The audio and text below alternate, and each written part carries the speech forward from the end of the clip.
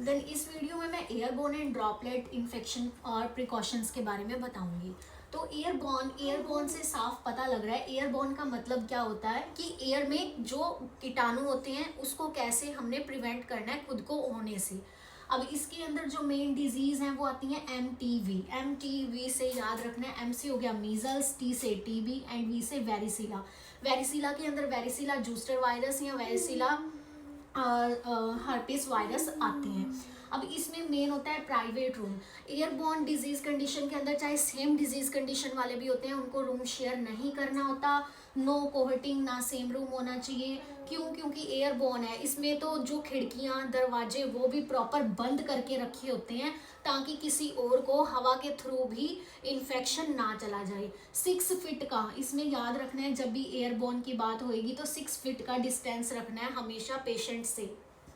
And इसमें main ये याद रखना है, बहुत सारे क्वेश्चन इसके बेस पे आते हैं। N95 जो मास्क है, उस N95 मास्क को यूज करते हैं, लेकिन सिर्फ स्टाफ यूज करता है, पेशेंट यूज नहीं करता। याद रखना है, पेशेंट यूज नहीं करता, सिर्फ जो स्टाफ है वो यूज करता है। पेशेंट सर्जिकल मास्क यूज करता है। वो कब यूज करता है?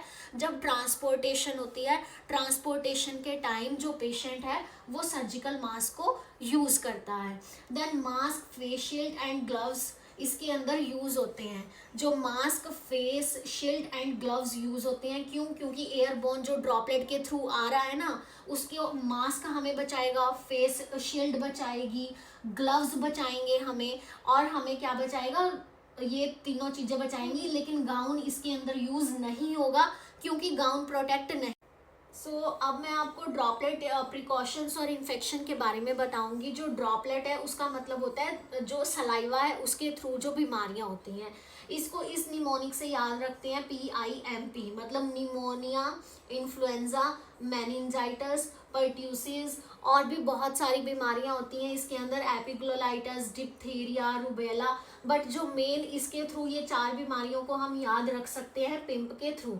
ड्रॉपलेट मतलब किसी के सलाइवा से जब जो इन्फेक्शन किसी को हो सकता है। अब उससे मेन सबको ही पता होता है कि हमें मास्क लगाना है, तो मास्क इसके अंदर मेन आता ही आता है। बट मास्क कौन सा? Surgical mask. इसके अंदर 3 फीट का जो डिस्टेंस है वो 3 फीट का डिस्टेंस होना चाहिए ड्रॉपलेट के अंदर। प्राइवेट रूम होना चाहिए। प्राइवेट रूम का मतलब क्या है कि किसी के साथ रूम शेयर नहीं करना, अकेला सिंगल बंदा होना चाहिए, पेशेंट होना चाहिए। ग्लव्स एंड मास्क यूज होते ही होते हैं, गाउन यूज नहीं होता। एयरबोर्न की तरह ही सेम है। Thank you.